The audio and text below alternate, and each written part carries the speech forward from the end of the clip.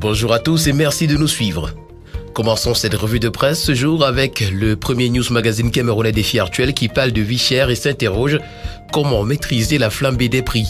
Retrouvons ce matin dans les colonnes du journal des entretiens avec les économistes Edmond Kuaté et Binjoua Chemme. En petite une, on parle de santé ce matin. Renforcer les stratégies de lutte contre le paludisme et puis Organisation mondiale du commerce, les pays les moins avancés discutent les priorités commerciales. Le journal Africa Environnement parle de zones humides ce matin et s'interroge également.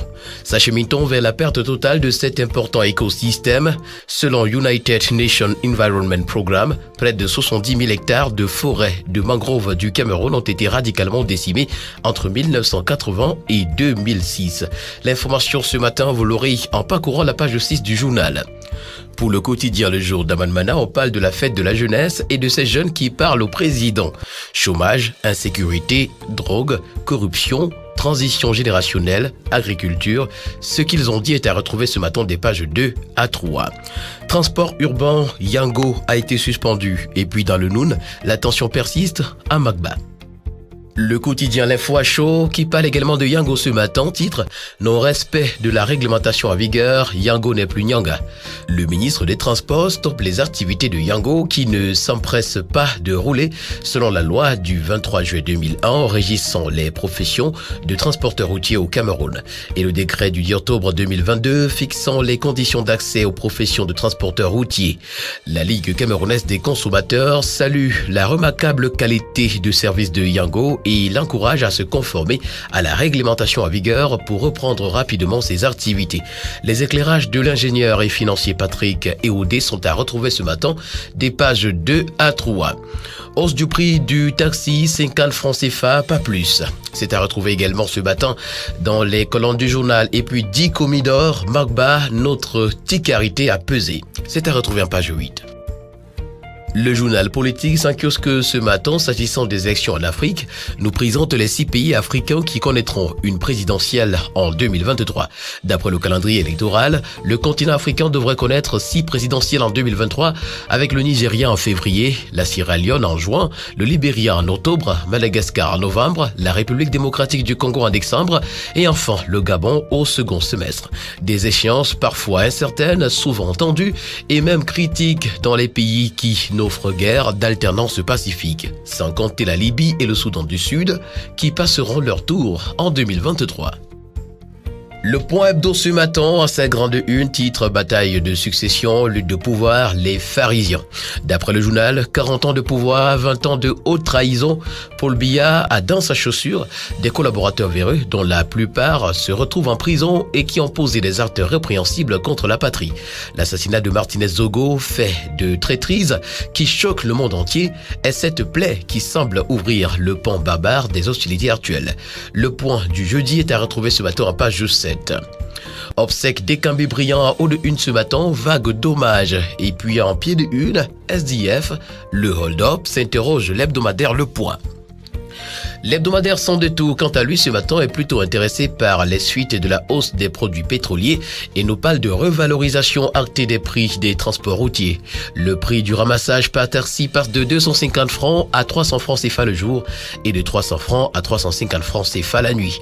Le principe reste celui de la négociation de gré à gré avec des avantages pour les élèves, les étudiants et les personnes à mobilité réduite. Les conclusions de la concertation entre le gouvernement et les syndicats du 7 février dernier sont à retrouver ce matin en page 3. En petite une, remaniement et si l'affaire Martinez servait de déclencheur. 2023 au ministère des Finances, la relance économique, priorité des priorités. Toutes ces informations ainsi que bien d'autres sont à retrouver ce matin dans les colonnes du journal. Le tri-hebdomadaire Le Soir, pour sa part ce matin, nous présente le centre hospitalier régional de Bafoussam comme une plateforme médicale d'excellence. Opérationnalisation des liens de coopération entre le Cameroun et les États-Unis dans le domaine des petites et moyennes entreprises, de l'économie sociale et de l'artisanat. Son Excellence Christopher John Lamora et Achille Bazelequin III scrutent les axes de collaboration.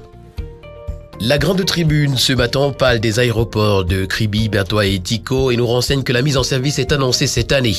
L'opérationnalisation d'au moins 3 aéroports au cours de l'année 2023, notamment Kribi, Bertoua et Tiko, vise, selon le ministère des Transports, à doper les dessertes locales de la compagnie Camerco. Bien que la période de matérialisation de cette annonce ne soit pas encore révélée. Cependant, l'autorité aéronautique devra accélérer le processus de réhabilitation de ces aéroports secondaires pour permettre d'augmenter le trafic aérien des passagers sur la desserte intérieure. L'information ce matin, c'est à retrouver en page 7. Sénatorial 2023, le RDPC part avec une avance de 14 sénateurs. Et le quotidien Cameroun Tribune de s'interroger, candidat au sénatorial, qui sont-ils ? Certains ont déjà une certaine notoriété, tandis que d'autres sont encore inconnus jusqu'ici de la scène politique. Ils ont tous la même ambition, faire leur entrée au Sénat à l'issue de l'élection du 12 mars prochain. Cameroun Tribune présente quelques-unes de ces figures qui vont à la conquête de l'électorat dans quelques jours. Les pages spéciales à lire ce matin sont les 4 à 7. Le quotidien de la santé Eco-Santé ce matin parle de e-Santé Cameroun comme la start-up la plus innovante en Afrique. Grâce à son projet Clinic Home, la start-up e-Santé Cameroun a été désignée start-up la plus innovante en Afrique. Le fondateur Dr Philippe Owanja, très heureux de cette reconnaissance internationale. On peut le retrouver d'ailleurs ce matin en lisant la page 3. Yaoundé en petite une, comprendre la prolifération des moustiques. Selon les médecins, cela est dû à la condition climatique actuelle. Lutte contre le VIH, les défis du nouveau directeur pays de CDC sont à retrouver. The Politics Hebdo ce matin parle de l'université qui célèbre le roi Sokudju. Les institutions traditionnelles sont les plus démocratiques, nous renseigne ce matin le journal. En petite une, on parle de vie chère au Cameroun, état des lieux et pistes de solutions. L'augmentation des salaires n'aura d'impact que si c'est supérieur à l'inflation et touche les couches vulnérables. D'où le questionnement de l'efficacité des mesures prises par le gouvernement camerounais. Le docteur Yocha Olivier, expert en finance, banquier international et expert financier assermenté, s'exprime ce matin à la page 8 de The Politics Hebdo. Le bi-hebdomadaire L'Anecdote titre ce matin « Alcool, sexe, drogue, réseaux sociaux, la dérive jeune ». C'est à retrouver dans ces colonnes. Pour le quotidien L'économie, on parle de marché financier. Retrouvons les innovations du nouveau règlement général de la COSUMAF.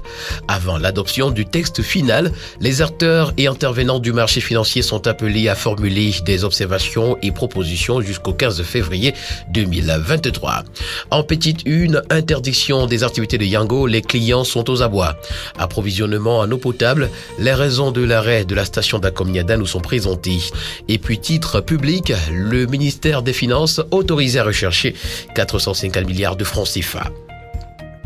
Le quotidien Mutation ce matin parle également de transport urbain et interurbain et titre au prix du dilatoire. D'après le journal ce matin, tout en faisant valoir le gré à gré, le gouvernement valide la hausse des tarifs après l'augmentation du coût du carburant.